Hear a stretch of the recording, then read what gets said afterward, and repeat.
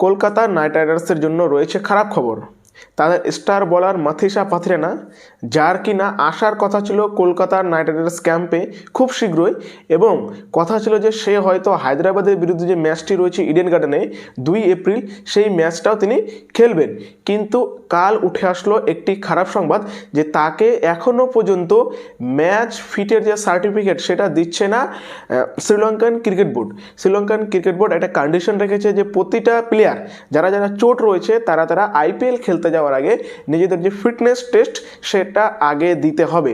সেখানে রয়েছে পাথিরানা, সেখানে রয়েছে নুয়ান তুষরা এবং রয়েছে বেনেন্দু হাসরাঙ্গা, এই চারজনকে কিন্তু, এবং সঙ্গে রয়েছে লসিত মালিঙ্গা, ঈশান মালিঙ্গা, এই চারজনকেই দিতে হবে ফিটনেস টেস্ট।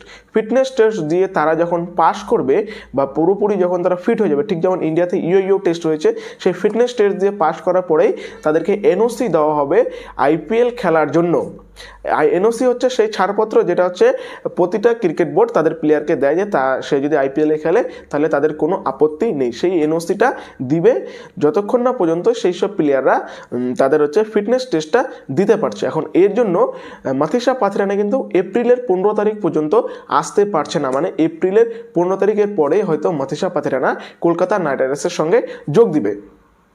এবং কলকাতা নাইট রাইডার্সের প্রথম 4টি ম্যাচ রয়েছে, সেই 4টি ম্যাচ যে 12 এপ্রিল পর্যন্ত যে প্রথম 4টি ম্যাচ রয়েছে, সেই 4টি ম্যাচে কিন্তু তাহলে মিস করতে চলেছে সেখানে মাথিসা পাথিরানা। এখন এইটা হচ্ছে কলকাতা নাইট রাইডার্সের জন্য একটা বড় ঝটকা, তারই সঙ্গে সঙ্গে হায়দ্রাবাদের জন্য বড় ঝটকা, কারণ হায়দ্রাবাদে যেহেতু প্যাট কামিন্স নাই, সেহেতু সেখানে ঈশান মালিঙ্গা কিন্তু অনেক বড় রোল প্লে করতো, এবং সেও সেখানে আসতে পারছে না, এবং নুয়ান তুষারাও কিন্তু হচ্ছে আসতে পারছে না রয়্যাল চ্যালেঞ্জার্স ব্যাঙ্গালোরে আরসিবিতে, কারণ সেখানে অলরেডি হেজেলউড নাই, তাই নুয়ান তুষারাকে হয়তো প্লেইং এলিমেন্ট রাখতো, কিন্তু সেই নুয়ান তুষারাও আসতে পারছে না।